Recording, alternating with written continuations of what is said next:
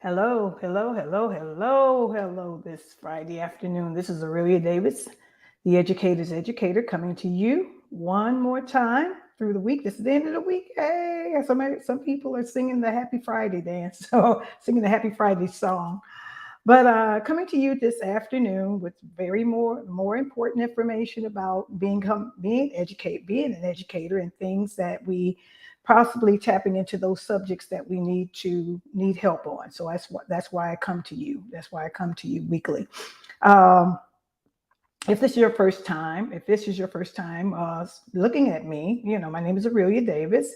I am a retired teacher in Chicago, and I worked with Chicago Public Schools for over 30 years, and I gained a lot of experience over those years in the areas of classroom management, transitions, parent-teacher conferences, which is something that's going to be coming up in the near future. So you need to know how to approach your parents. A lot of you haven't seen your parents in 2 years now, so you need to get on the same path and road, to having conferences with your parents, especially about report cards. um, Transitions into classroom management, student behavior. And like I told you on yesterday, I'm recently started a course to get my certificate in SEL, social emotional learning. So I'm going to be giving you some tips and tabs on that in the near future also. But what I want to talk about today is something that sort of popped up at the last minute because they couldn't measure it. The State Board of Education and just general districts throughout the United States were not able to measure this. But I'm assuming that after scores came out back in the spring of 2022, the government was able to see and measure exactly if students fell behind during the pandemic, if students fell behind in areas of learning like social studies, science, math, and reading. And of course, the major ones, the major topics that basically drive the other topics is math and reading. Math and reading, math and reading, math and reading. Very, very important subjects because they drive everything else that the children do in the classroom. So, what they did find, and this article is I saw it.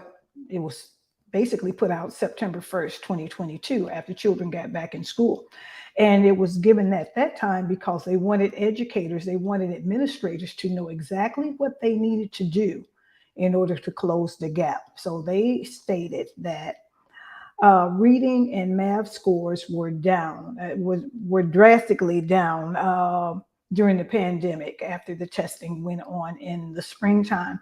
And there were at least a decline of 30 years. Wow. A decline of 30 years in the areas of reading, especially the reading scores went further down than the math scores, but both of them are considerably down from where they were before the pandemic. And so, and it was interesting because they said it affected 9 year olds a lot more than it affected children 6 and 7 and so on and so forth. But the 9 year olds, that 9 year old is a child that's in the fourth grade. And I remember when the State Board of Education started testing children in the third grade to see exactly if they will go on to the fourth grade. I had the third graders, so we gave what a test called the GAP. At the time, it was called the GAP, and eventually it was named the ISAT test, and it was a test that was given throughout the state of Illinois to third graders in the areas of reading and math. And it was given around, I would say, coming into like maybe January, mid year, after the children had been in school for about 3 or 4 or 5 months. And then they would give them an assessment or an exam in the IGAP. And it was about a 2 or 3 day test. And basically, those particular scores did tell if children were going to be going on to summer school. It wasn't a type of test that would basically keep children back, but what it would do, it would give the teacher a look at a child's academic level as to whether they should go on to fourth grade, but at the same time not hold them from going on to fourth grade, but they usually offered like a summer school program for the child to play catch up. So I think that if we did it now, there would be a lot of children in summer school, a lot of children in summer school, because the unfortunate thing, this has affected the entire country. This has affected the entire country. And they measured 9-year-olds because they said they had the biggest decline. They had the largest declines. So when you think about all of this, then you really need to, as an educator, you need to go immediately and find out exactly how to close the gap, for reading and math with your students. And it doesn't make a difference whether they're fourth graders, third graders, second graders, or first graders, or eighth graders. They're saying the country is saying that all scores went down. It affected the 9-year-olds the most. But what I found myself doing, and what I would do, is that every year before starting the new school year, what I would do is I would do an assessment with my children. And I think I told you on yesterday that we as educators, what we would do is that if we did not complete a full curriculum of math or a full curriculum of reading with our third graders, we would inform the fourth grade teachers that we were not able to accomplish certain things. And so what would happen is that they would start where we left off. It's as simple as that. They would start where we left off. And like I've been saying all the time, it does not make sense to just run through a curriculum and the child hasn't gotten anything and still doesn't know anything. It doesn't make sense. Run through a curriculum and a child still don't know or can't tell you what they've learned. So it's a pacing that basically, as you teach it, as they grasp it, as they get it in their brains, then they keep it. Those skills that they need to know in third grade to go on to fourth grade, or fourth grade to go on to fifth grade, so on and so forth. So how I would close the gap, or what I'm suggesting teachers to do in closing the gap, first of all, you need to, or should have, assessed your students at the beginning of the school year. So that means if you started in August or you started in September, that means you needed to look at the children that were sitting in front of you. And a lot of times you may have had their scores, or the parents, with technology in place, you get scores and test results a lot faster than back, when I was teaching. So those scores should have been easily available to you so that you can turn around and look at those particular children that had deficits in reading and math, those children that had deficits in reading and math. And then what you also would do is you would see exactly what the deficits were in. For instance, a simple addition, simple subtraction, as far as math is concerned, with reading, reading with fluency in reading, or vocabulary, or, some of the other levels that reading covers nowadays. And so what you would do is you would look at those children or look at those scores and see exactly where your children needed immediate help right then and there. And until that immediate help was in place, you really did not want to just go any further and do your own agenda. So if you had children coming to you from second grade and their scores were down below second grade level, that means you have a lot of work, a lot of filling in, and a lot of boosting as far as to getting those children up as far as they need to be in order for them to learn the third grade curriculum. So in the math, I would work with, especially if I only know second grade and third grade, but in the math, you would, number concepts, everything, go through the Common Core standards and see exactly what your children need. Usually there's an assessment. With most of the books that the teachers are using nowadays, they usually give them a pre-assessment as to what the children do know before they start teaching teaching lessons from that particular math book. So if a pre-assessment is available, then take that pre-assessment and give it to every child in your classroom. Give that pre-assessment for math to every child in your classroom. Give the pre-assessment for reading for every child in your classroom. Give the pre-assessment for language arts and spelling and comprehension. Give that to all of the children in your classroom, and then take the time to assess what you have in front of you. Because the assessment is not going to lie. What the child did not understand is basically going to show on the assessment. Then after taking that assessment, what you want to do is look at the children that have the lowest scores, and those children you want to sort of make a pile and put that pile aside. Then you want to see those students that may have their scores may have been low, but they really weren't that bad. And you want to take that pile and make a pile and put that pile aside. And then you want to see those children that are on grade level and above, because sometimes children, even through the pandemic, some children have the knowledge of things, a knowledge of concepts that they basically just keep going anyway.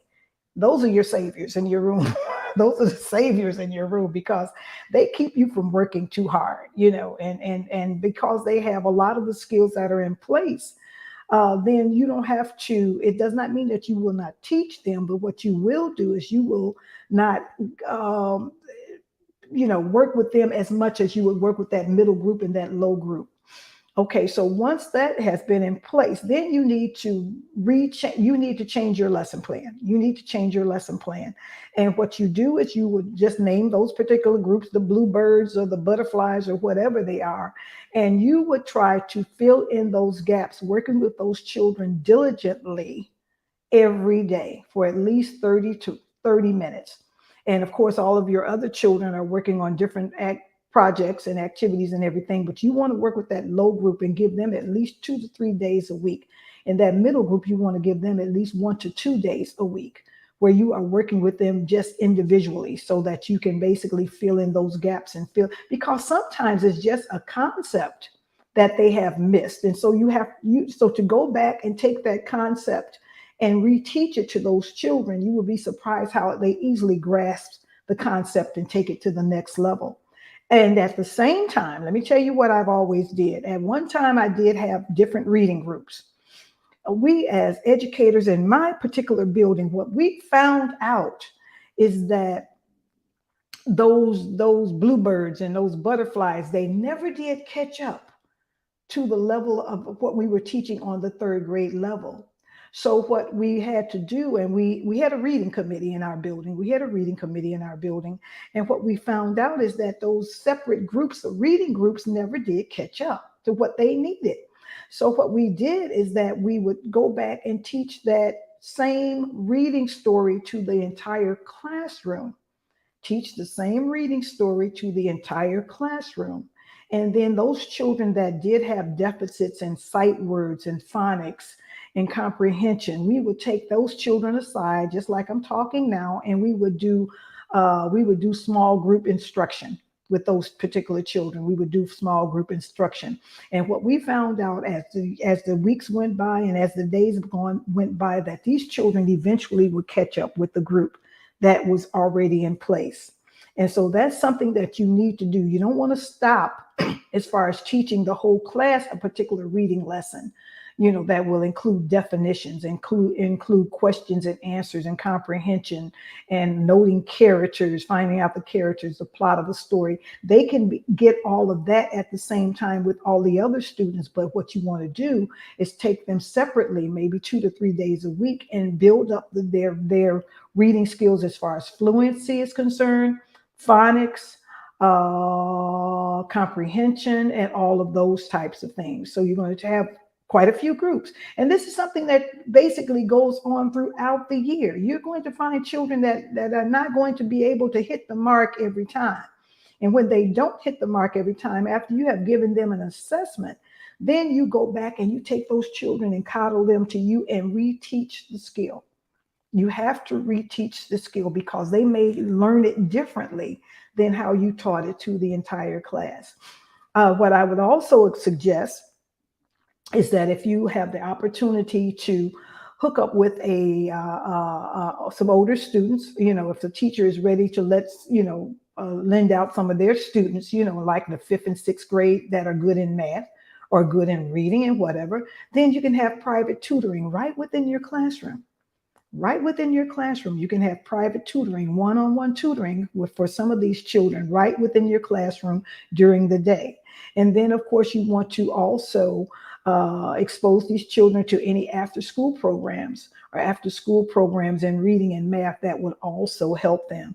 But more than anything else, so you can make this a well-rounded situation where you're filling in the gap, you need to let the parents know what you found out. You need to let the parents know, and that's before any report cards come out, because you don't want it to be a shock.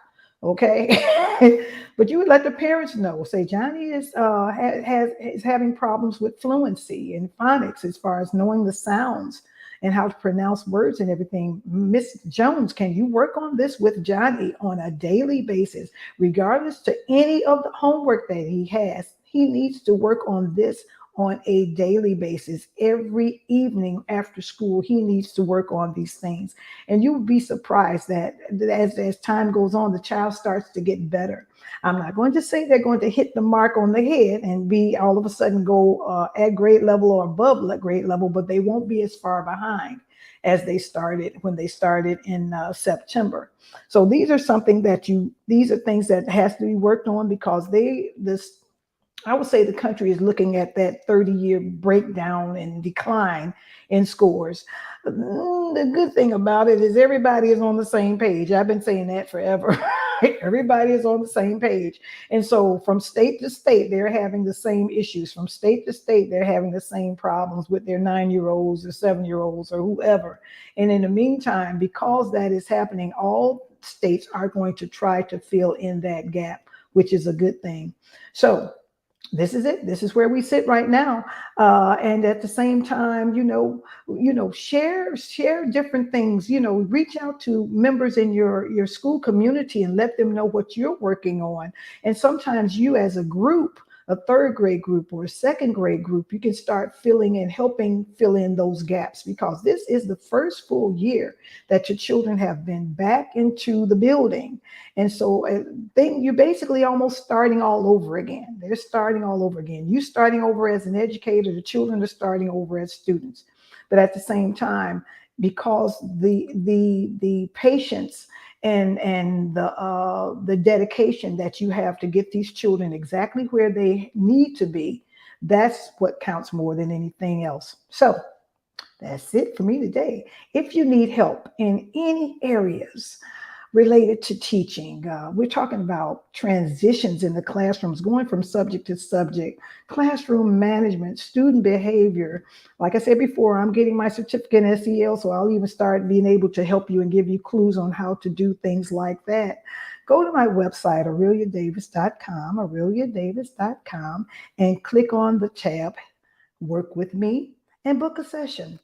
I would love to help you with some of the issues that you're having. And what I found out is that if you get immediate help to some of the things that's happening at this particular time, then you can always move on to the next issue, because the issues are going to come daily. It's just the way it is in education. But like I said before, go over to aureliadavis.com, click on the Help Work With Me button, and let's book a session so that we can talk. And more than anything else, we love you, teachers. I hope you had a good week. Get ready for next week. Rest over the weekend. And what I say is keep teaching. Thank you so much.